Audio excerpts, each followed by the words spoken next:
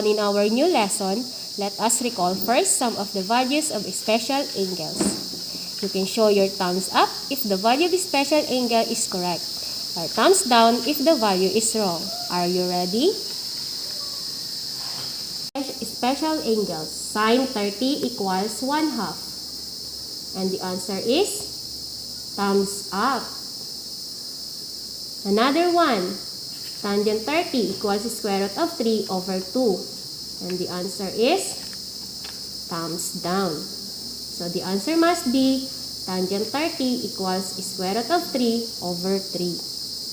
So let's have a drill first, entitled Look Up, Look Down.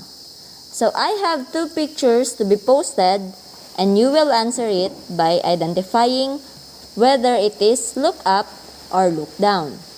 The first picture is a man looking at the bird. So what is your answer? The answer is look up. Very good.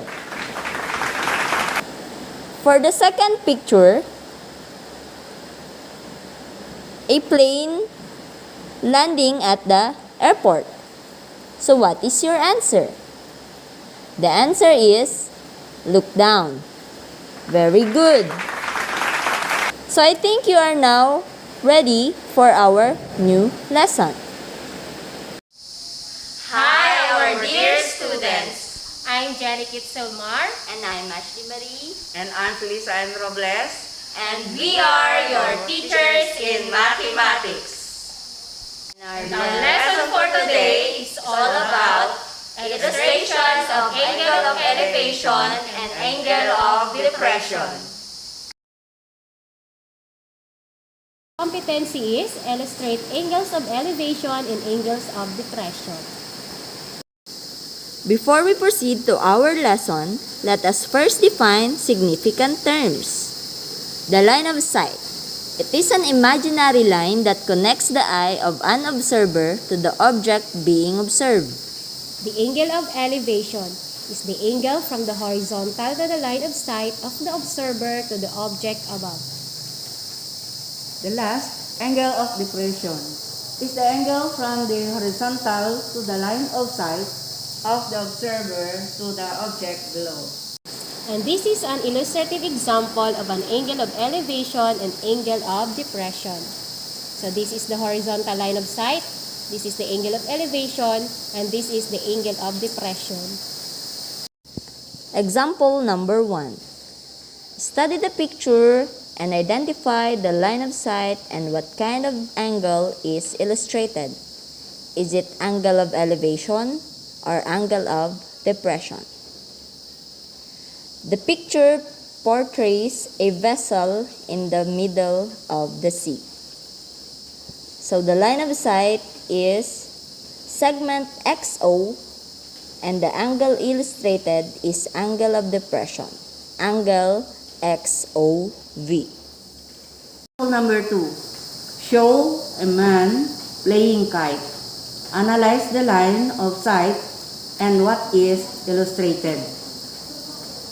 So, the line of sight is segment YO, and angle illustrated is angle of elevation is angle YOX. That you understand well the lesson.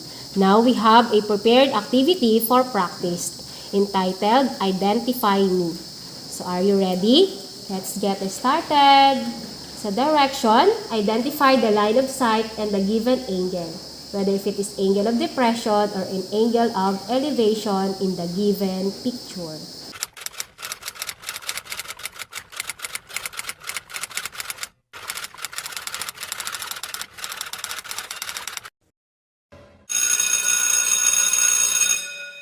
Game over.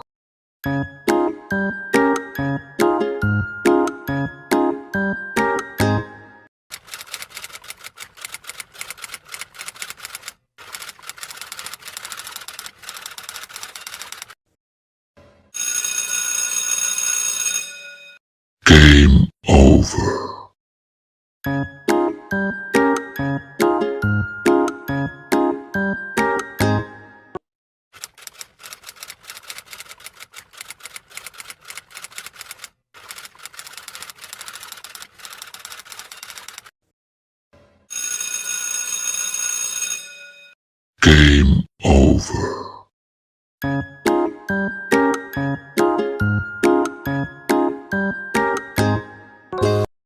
Do you have any questions or clarifications? If none, let's proceed to our next activity entitled Draw My Problem. The angle of elevation of the top of the building from a point 30 meters away from the building is 65 degrees. And the expected illustration is...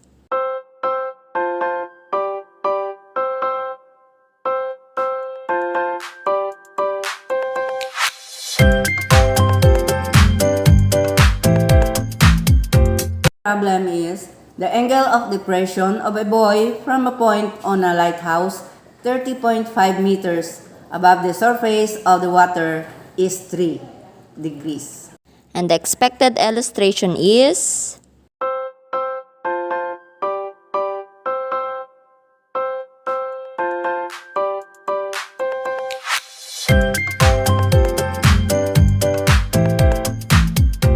Your assignment: give at least 2 illustrations of angle of elevation and angle of depression. Thank you for listening and watching us. We hope that you learn a lot on this topic. See you next time.